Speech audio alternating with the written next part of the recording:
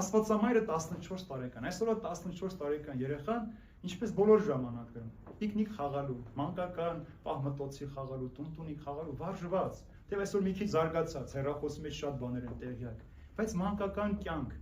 ինքը պիտի դեր իր մանկությունը ապրի, պատկերացնում եք 3 տարեկանից հանձնել են տաճար, ամեն օր աղոթք, խոնարհություն, ասեղնագործություն, նկարչություն, մաքրություն, եկեղեցում այդ սպասավորություն, հիմա տուն է եկել, ինչպես մեկը, երբ որ դասերը վերջացնում են մեր երեխաները, արձակուրդներ, ուզում են ոչինչ չանել դասերից դուրս, ամեն բանով զբաղվել, իրենց ազատությունը վայելել, բայց հանկարծ Աստվածամայրը Հիսուսի եւ Աստծո հանդեպ ունեցած իր սիրով իր ազատությունը սահմանափակում է։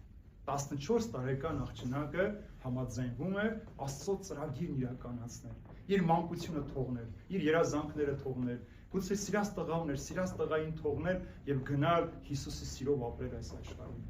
Սա ամենամեծ զոհաբերությունն է, սիրելի։ Նրանք, ովքեր որ Աստվածամոր հանդեպ դեռևս արդեն 4 դարից հայոյում էին Աստվածամորը, որ չի կարելի Աստվածածին կոչել, նա մարդածին է, մինչև այսօր շատ մարդիկ կրոնական խմբակներ չարությամբ, ատելությամբ են լցված Աստվածամոր հանդեպ, թե ով է սա, որ մենք սրան պիտի հարգենք, սրա բարեխոսական աղոթքը խնդրենք, բայց չէ որ հենց Կանայի հարսանիքի ժամանակ Աստվածամայրը ամենամեծ պատգամն է թողել մարդկությանը,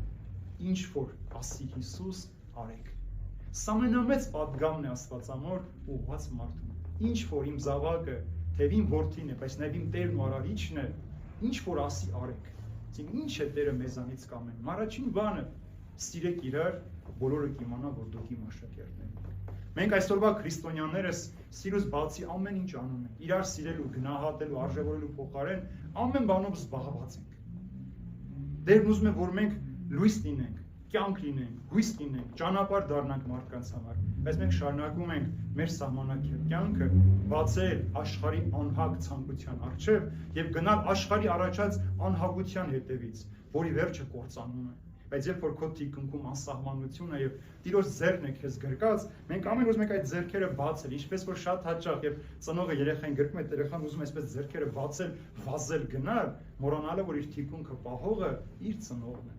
Իր ծնողի գրկի մեջ է ինքը ապահովում։ Այնպես էլ մարդը իր արարչի ձեռքերի մեջ է ապահովում։ Եթե այդ ձեռքերը բացում ես եւ ուզում ես գնաս աշխարհ անհագության ետևից, անհոգության ետևից, անորոշության ետևից, անպայման պիտի սա